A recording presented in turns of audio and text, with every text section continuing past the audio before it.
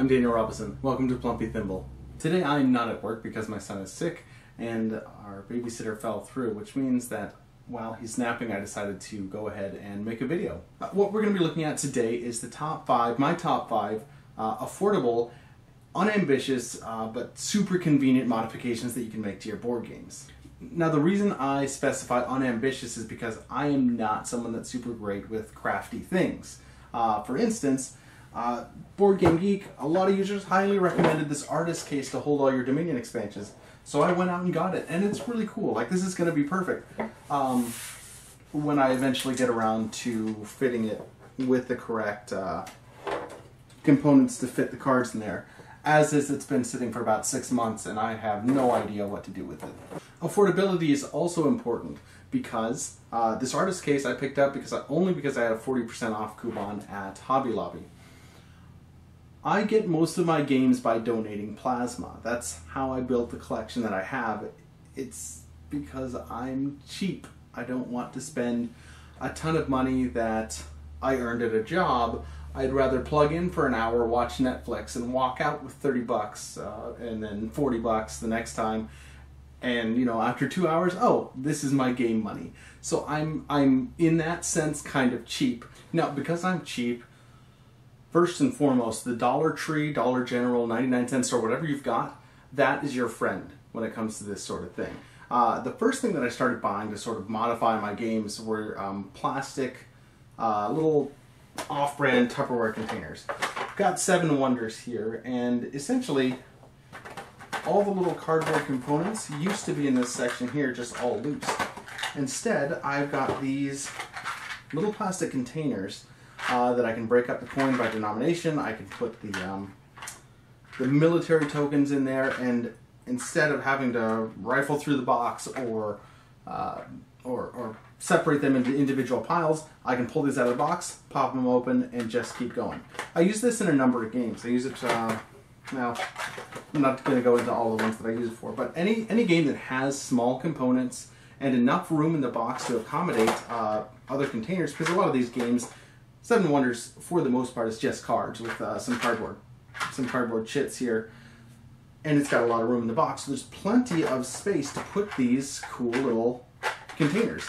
These come from the Dollar Tree. They were $1 for 10 of them. I pick them up pretty frequently because they are incredibly useful for a wide variety of games. Number 2, no, sorry, that was number 5. So this is number 4 on the list. Heading back to the Dollar Tree, as well as the next one will be from the Dollar Tree as well.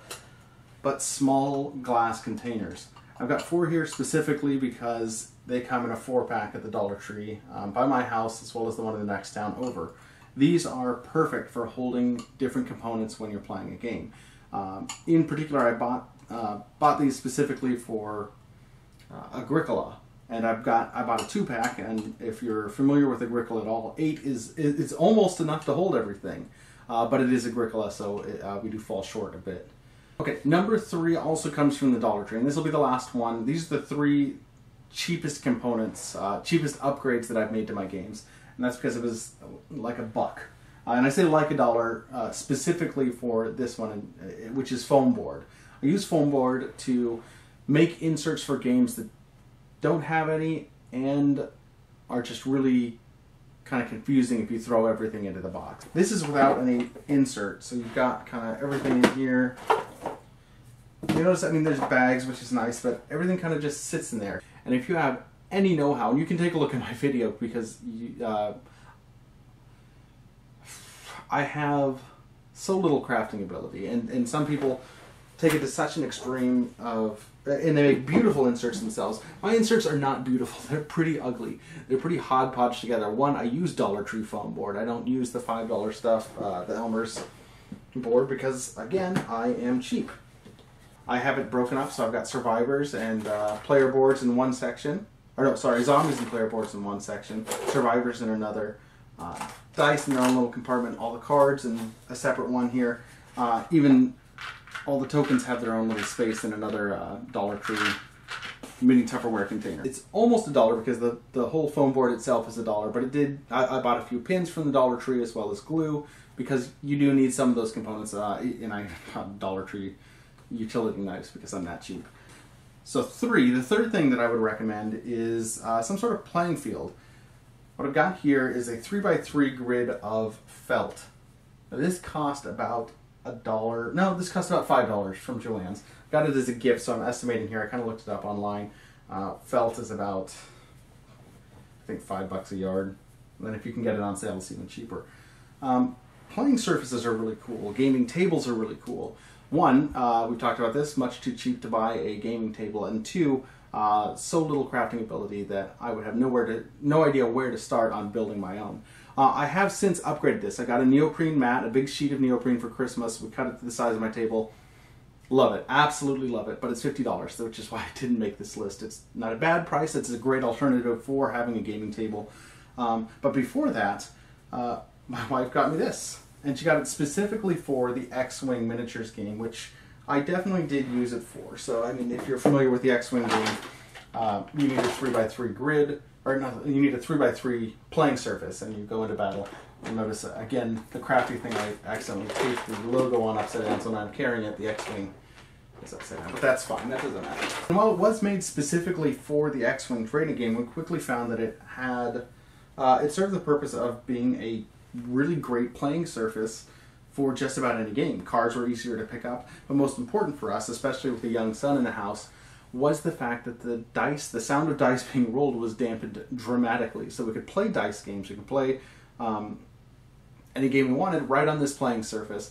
For $5, just toss it on the hardwood table and we were good to go. Out of my group of friends, I have the most games, and I end up bringing games to their houses or to events, and I can sometimes, I ran into difficulties transporting them. There's a number of options out there. There's a number of really good looking options out there for carrying games specific for people that are into board games.